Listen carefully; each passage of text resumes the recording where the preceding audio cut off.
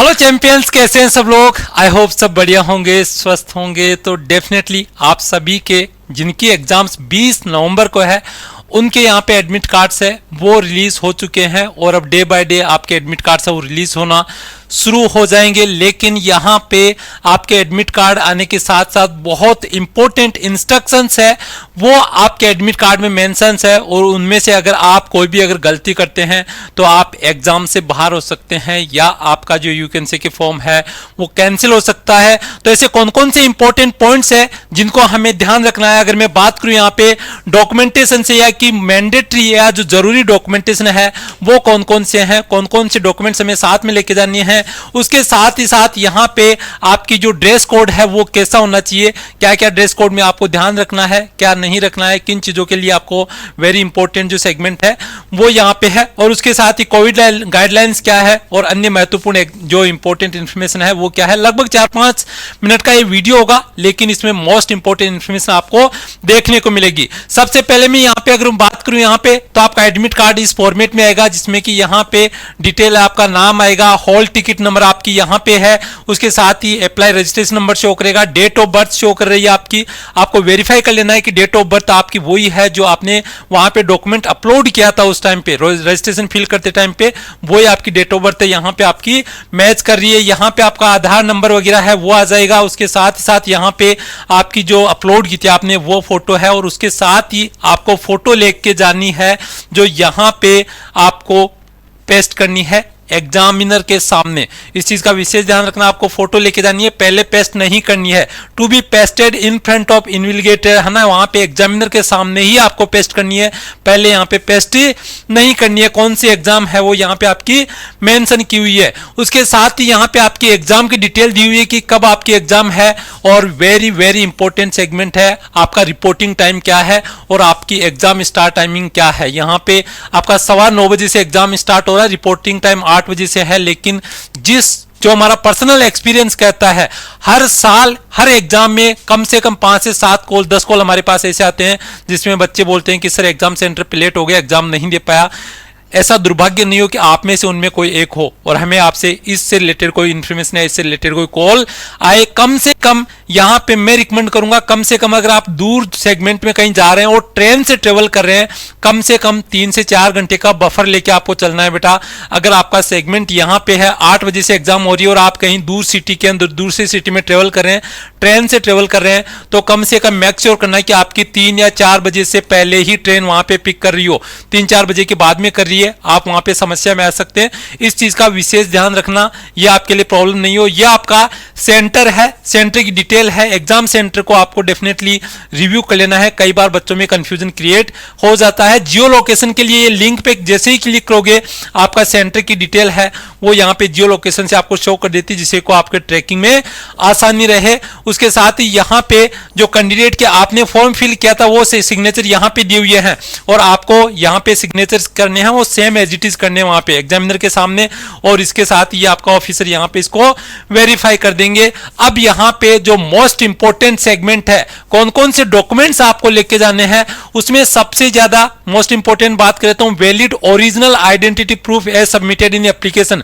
आपने आधार कार्ड अगर डाल रखा है तो उसमें आपको आधार कार्ड की ओरिजिनल कॉपी लेके जानी है, वरना आपको एग्जाम सेंटर पे अलाउ नहीं किया जाएगा। जी हां, आपको अलाउ नहीं किया जाएगा। जो डॉक्यूमेंट आपने यहाँ पे आईडी प्रूफ के रूप में सबमिट किया है उसकी ओरिजिनल कॉपी लेके जानी है। उसके साथ ही यहाँ पे आपको इसका कलर प्रिंट आउट लेना है। आपको चीख चीख के बताने के बाद भी आप गलतियां करते हो, इस एडमिट कार्ड का कलर प्रिंट आउट लेना है बेटा। यहाँ पे बड़े बड़े अक्षरों में यहाँ पे लिखा है, यहाँ पे लिखा है black and white not allowed. और उसके बाद में भी अगर आप गलती करते हो तो आप जिम्मेदार खुद होंगे। वहां पे एग्जाम सेंटर पे कलर प्रिंट आउट के अलावा यहाँ पे अगर आपने ब्लैक एंड व्हाइट लिया वो परमिट नहीं करेंगे, विशेष ध्यान रखना इसका। उसके बाद में यहाँ पे आपको 2 पासपोर्ट साइज फोटो लेके जानी है।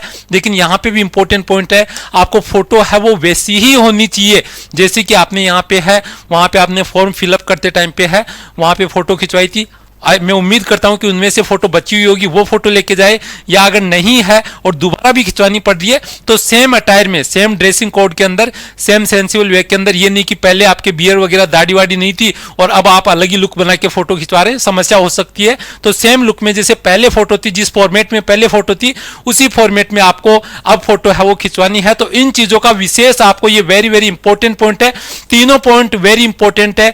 ओरिजिनल आईडी प्रूफ, दो आपका कलर प्रिंट आउट इस एडमिट कार्ड का, और उसके साथ साथ यहां पे दो पासपोर्ट साइज कलर फोटोग्राफ है जो यहां पे सिमिलर है जो आपने अपलोड की थी वैसी। इसके साथ ही यहां पे आपका जो SC ST से है बच्चे हैं उनके लिए यहां पे है कि आपको ओरिजिनल कास्ट सर्टिफिकेट लेके आना है और 2 फोटोकॉपी लेनी है आपकी self attested SC ST certificate की।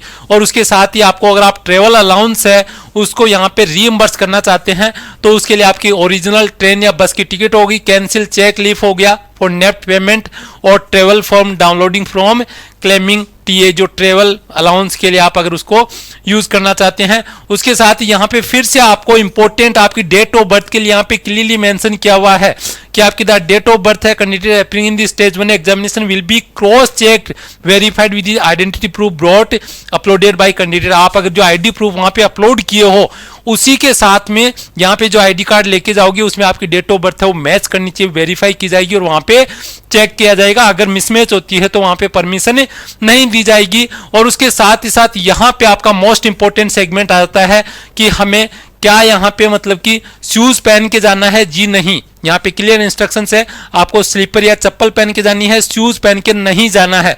अगर आप शूज पहन के जाओगे एग्जाम सेंटर से बाहर, exam centre in the sense जो आपके कंप्यूटर की लैब है उससे बाहर आपको शूज एंड सॉक्स है वो आपको उतारने पड़ेंगे। तो इससे बेटर है कि आप स्लीपर पहन के जाएं। अगर आप शूज पहन के जा रहे हैं तो आपके शूज है वहां पे मतलब कि आपसे खुलवाए जा सकते हैं। उसके साथ ही मोस्ट इंपोर्टेंट आपका ड्रेसिंग कोड कैसा होता है, और यहां पे आपको रिस्ट वॉच जो स्मार्ट वॉच वगैरह है वो नहीं लेके जानी है। जनरल जैसे नॉर्मल वॉच है वो दे शुड अलाउ इट, लेकिन यहाँ पे जो स्मार्ट जो आपकी वॉच है वो नहीं है। ब्रेसलेट्स वगैरह, ऑर्नामेंट्स, कैप्स, ये चीजें हैं वो अलाउ नहीं है। हैंडबैग, वॉलेट वगैरह है ये चीजें अलाउ नहीं है। ओवरऑल अगर मैं इसको समझाने की कोशिश करूं तो ड्रेसिंग कोड में आपका जैसे हाफ स्लीव है वो परमिटेबल है, चश्मा आपका अलाउड है, स्लीपर्स आपके अलाउ है, पानी की बोतल आपकी इस तरह की होनी चाहिए, स्टील की बोतल आपकी नहीं होनी चाहिए जो लेके जाओगे। आपका पैंट ट्राउजर इस आपका होना चाहिए, मास्क ऐसा होना चाहिए, ये आपका चीजें होगी, ये आपकी नहीं है। ये जैसे फैंसी वाला ये आ गया आपका,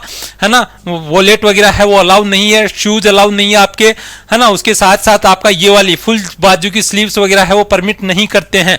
आपको हाफ स्लीव की जो शर्ट वगैरह है वो पहन के जानी है। आपका कलर्ड चश्मा है वो अलाउड नहीं है। उसके साथ साथ यहाँ पे अगर आपकी जैकेट है, जैकेट के ऊपर अगर बहुत बड़ी साइज के अगर बटन लगे हुए हैं, है ना, वो जैकेट्स वगैरह परमिट नहीं होगी। आपके नॉर्मल ड्रेसिंग सेंस के हिसाब से आपके जो अटायर है वो होना चाहिए। आपका हेडफोन्स वगैरह ये चीजें अलाउड नहीं है, तो इन चीजों का कैलकुलेटर वगैरह अलाउड नहीं है, पेन ड्राइव वगैरह किसी भी हालत में अलाउड नहीं है, ब्लूटूथ डिवाइसेस अलाउड नहीं है, स्मार्ट वॉच वगैरह अलाउ नहीं है। तो ये चीजें हैं वो अलाउड नहीं है। इस हिसाब से ड्रेसिंग कोड को आपको विशेष कर फॉलो करना है। ये गाइडलाइंस यहाँ पे क्लियर कट मैं उसी यहाँ पे आपके एडमिट कार्ड से यहाँ पे शो कर रहा हूँ जो यहाँ आपको दिया जा रहा है। मैं उम्मीद कर रहा हूँ कि यहाँ पे ये चीजें आप फॉलो करेंगे। क्लियरली मेंशन किया हुआ है, अगर यहाँ पे आप इनको नॉन कॉम्प्लायंस माने जाते हैं, मतलब आप इनके गाइडलाइंस के अंदर नहीं आते हैं, तो आपका यहाँ पे कंडीशन है वो यहाँ पे आपका कैंसिल किया जा सकता है। ये तो ही बेटा यहाँ पे इंपॉर्टेंट इंफॉर्मेशन की बात। अगर मैं बात करूं एयरफोर्स के स्टूडेंट्स हैं जिनके लिए हम नया जो कोर्स लेके आ रहे हैं वो हमारा यहाँ पे बेटा 22 मतलब कि नवंबर को 25 नवंबर को 1 बजे हम लाइव आ रहे हैं, और यहां से न्यू बैच की एक नई शुरुआत के साथ में हम आएंगे 25 नवंबर को। जो भी बच्चे कोस्ट गार्ड की एग्जाम के बाद में अगर एयरफोर्स की तैयारी करना चाहते हैं, डेफिनेटली हम नए बैच के साथ में और 25 तारीख के साथ में आ रहे हैं, तो उसमें आपके एग्जाम डेट्स वगैरह को ध्यान रख के ही ये क्लासेस है वो प्लान की गई है, उस चीज का विशेष ध्यान रखें। इसके साथ ही अगर मैं बात करूं यहाँ पे जो बैच है वहां पे कोई एक्स्ट्रा चार्जेस आपको पे नहीं करना है। जो ऑलरेडी बच्चे यहाँ पे ये कोर्स इनरोल कर चुके हैं उनको दोबारा पे करने की जरूरत नहीं है। और यहाँ पे 1199 के अंदर आपको लाइव बैच मिलेगा जिसके अंदर ये सारे फीचर्स है, जिसमें live chat, live poll, live ranking, live score card के साथ में यहाँ पे आपको प्रैक्टिस की पीडीएफ भी देखने को मिलेगी। उसके साथ साथ आप यहाँ पे अगर मैं बात करूं यहाँ पे 649 के जो बैच है उसके अंदर आपको डेडिकेटेड कॉन्सेप्ट नोट्स मिलेंगे, टॉपिक वाइज मॉक टेस्ट है, रैंकिंग सिस्टम है, नेगेटिव मार्किंग के साथ में है, उसके साथ यहाँ पे डेडिकेटेड डाउट सेशंस है वो मिलेंगे। यहाँ पे भी अगर आपको कुछ डाउट होता है बैच से रिलेटेड या किसी भी तरह की कोई भी इंफॉर्मेशन से रिलेटेड अगर आपको डाउट होता है, आप हमारे हेल्पलाइन नंबर पे व्हाट्सअप कीजिए, 30 मिनट में आपको जवाब मिलेगा। 30 मिनट में अगर जवाब नहीं मिलता है, तीनों नंबर में से किसी भी नंबर पे आप कॉल करके आपका डाउट है उसको रिजॉल्व कर सकते हैं। उम्मीद करता हूं कि यहां पे ये इंफॉर्मेशन आपके लिए हेल्पफुल होगी। कमेंट सेक्शन में आपका फीडबैक चाहूंगा। जय हिंद, जय भारत।